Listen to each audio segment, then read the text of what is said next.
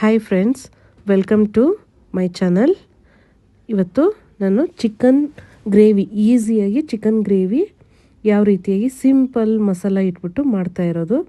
ನಿಮಗೆ ಇದು ರೆಸಿಪಿ 20ರಿಂದ 30 ನಿಮಿಷದಲ್ಲಿ ರೆಡಿ ಆಗಿಬಿಡುತ್ತೆ.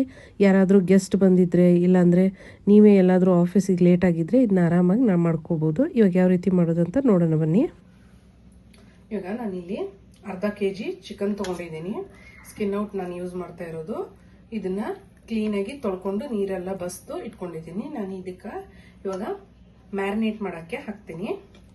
ಜಾಸ್ತಿ ಮ್ಯಾರಿನೇಟ್ ಮಾಡಬೇಕಾಗಿಲ್ಲ, ಒಂದು 5 to 10 ಮಿನಿಟ್ಸ್ ಮ್ಯಾರಿನೇಟ್ ಆದರೆ ಸಾಕು. ನೀವು ಮ್ಯಾರಿನೇಟ್ ಮಾಡಿಬಿಟ್ಟು ಈರುಳ್ಳಿ ಆಮೇಲೆ ಅದಕ್ಕೆ ಬೇಕಾಗಿರೋ ಎಲ್ಲ ಐಟಮ್ಸ್ನ ಕಟ್ ಮಾಡ್ಕೊಳ್ಳೋ ಅಷ್ಟೊತ್ತಿಗೆ ಇದು ಮ್ಯಾರಿನೇಟ್ ಆಗುತ್ತೆ. ಇವಾಗ ನಾನಿಲ್ಲಿ 2 ಸ್ಪೂನಷ್ಟು ಶುಂಠಿ ಬೆಳ್ಳುಳ್ಳಿ ಪೇಸ್ಟ್ ತೊಗೊಂಡಿದ್ದೀನಿ, ಮನೆಯಲ್ಲೇ ಮಾಡಿಟ್ಕೊಂಡಿರೋದು. ಆಮೇಲೆ 1 ಸ್ಪೂನು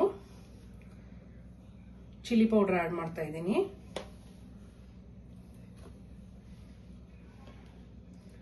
ಆಮೇಲೆ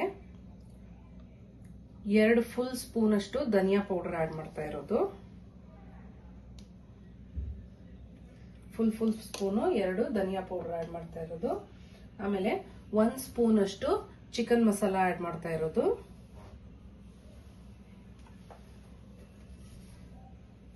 ಅರ್ಧ ಸ್ಪೂನ್ ಅಷ್ಟು ಗರಂ ಮಸಾಲ ಆ್ಯಡ್ ಮಾಡ್ತಾ ಇರೋದು.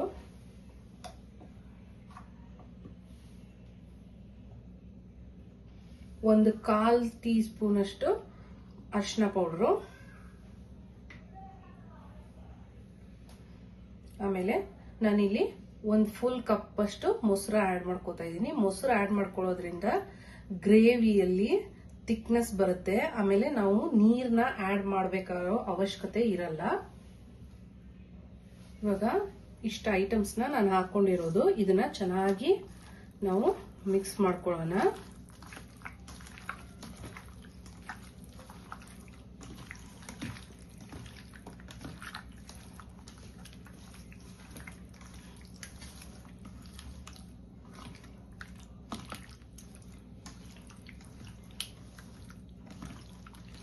ನೀವು ಈ ಟೈಮಲ್ಲೇ ಉಪ್ಪನ್ನ ಆ್ಯಡ್ ಮಾಡ್ಕೋಬಹುದು, ಇಲ್ಲಾಂದ್ರೆ ನೀವು ಆಮೇಲೆ ಬೇಯಿಸ್ಬೇಕಾದ್ರೆ ಉಪ್ಪನ್ನ ಆ್ಯಡ್ ಮಾಡ್ಕೋಬಹುದು. ಇದು 10 ನಿಮಿಷ ಮ್ಯಾರಿನೇಟ್ ಆಗ್ಬೇಕು. ಇವಾಗ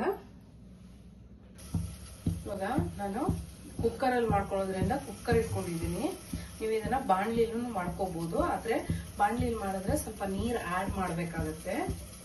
ನಾನಿಲ್ಲಿ ಒಂದು 4ರಿಂದ 5 ಸ್ಪೂನ್ ಅಷ್ಟು ಎಣ್ಣೆ ಹಾಕೋತಾ ಇರೋದು, ಟೀ ಸ್ಪೂನ್ ಅಷ್ಟು.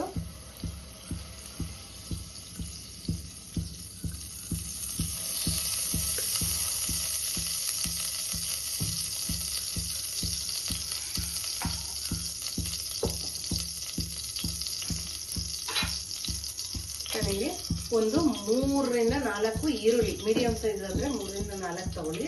ಸ್ವಲ್ಪ ದೊಡ್ಡ ಸೈಜ್ ಆದ್ರೆ 2 ಈರುಳ್ಳಿ ಸಾಕು. ಆಮೇಲೆ ಒಂದು 4 ಹಸಿ ಮೆಣಸಿನ್ಕಾಯಿನ ಈ ತರ ಸೀಲ್ ಇಟ್ಕೊಂಡಿರೋದು. ಇವಾಗ ಎಣ್ಣೆ ಕಾದಾದ್ಮೇಲೆ ನಾನು ಈರುಳ್ಳಿನ ಆ್ಯಡ್ ಮಾಡ್ಕೊತಾ ಇದ್ದೀನಿ. ಗರಂ ಮಸಾಲ ಹಾಕೊಂಡಿರೋದ್ರಿಂದ ನಾನು ಇಲ್ಲಿ ಯಾವುದೇ ಡ್ರೈ ಮಸಾಲನ ಆ್ಯಡ್ ಮಾಡ್ಕೊತಾ ಇಲ್ಲ.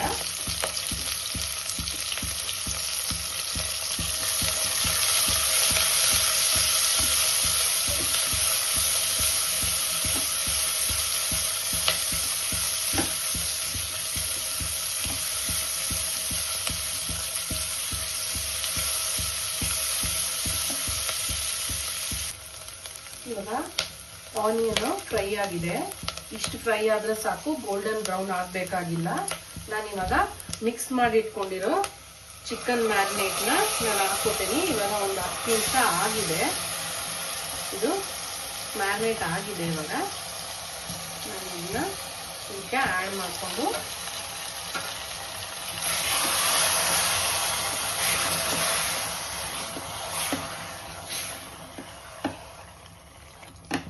ತುಂಬಾನೇ ಈಸಿ, ನಿಮ್ಗೆ ಬೇಗನೆ ಆಗುತ್ತೆ. ಇದು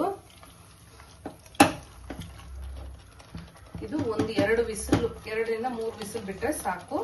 ಇವಾಗ ನಾನು ಇದನ್ನ ಒಂದು 2 ವಿಸಿಲ್ ಬರೋವರೆಗೂ ಕಾಯ್ಬೇಕು.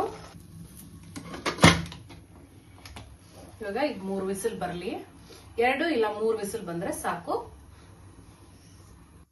ಇದು ಇವಾಗ 3 ವಿಸಿಲ್ ಆಗಿದೆ. ಸೊ ನಾನು ಇದನ್ನ ಆಫ್ ಮಾಡ್ಕೋತಾ ಇದ್ದೀನಿ.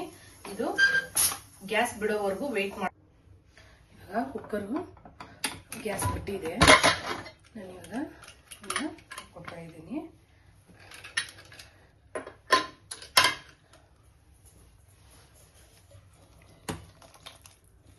ಇದಕ್ಕಿವಾಗ ನಾನು 1 ಸ್ಪೂನ್ ಅಷ್ಟು ಪೆಪ್ಪರ್ ಪೌಡರ್ನ ಆ್ಯಡ್ ಮಾಡ್ತಾ ಇದ್ದೀನಿ.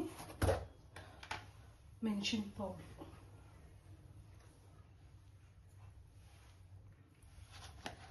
ಕಾಳು ಮೆಣಸಿನ ಪೌಡ್ರು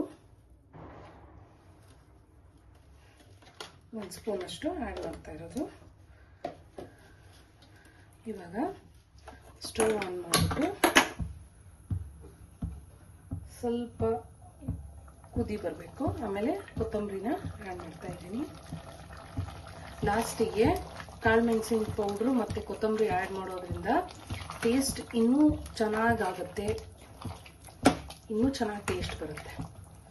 ಇದು ಆಲ್ಮೋಸ್ಟ್ ರೆಡಿ ಆಗಿದೆ, ಸರ್ವಿಂಗಿಗೆ ರೆಡಿ ಆಗಿದೆ. ನಾವು ಇದನ್ನು ಗೀ ರೈಸ್ಗೆ, ಆಮೇಲೆ ಚಪಾತಿಗೆ, ಪರೋಟಾಗೆ ಯಾವುದಕ್ಕೆ ಬೇಕಾದರೂ ನಾವು ಸರ್ವ್ ಮಾಡ್ಕೋಬೋದು. ಇದನ್ನ ನೋಡಿ,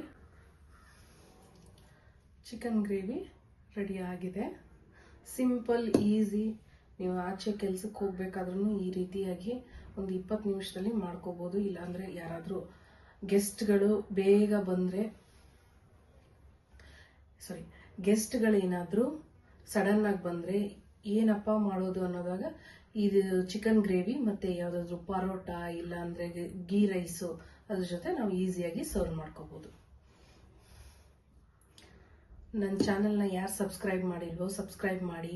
ಇದೇ ರೀತಿ ಯಾವುದಾದ್ರೂ ಹೊಸ ನ್ಯೂ ಟೇಸ್ಟ್ ಅಡುಗೆ ಏನಾದರೂ ಬೇಕಾದರೆ ದಯವಿಟ್ಟು ಕಮೆಂಟ್ ಮಾಡಿ. Thank you.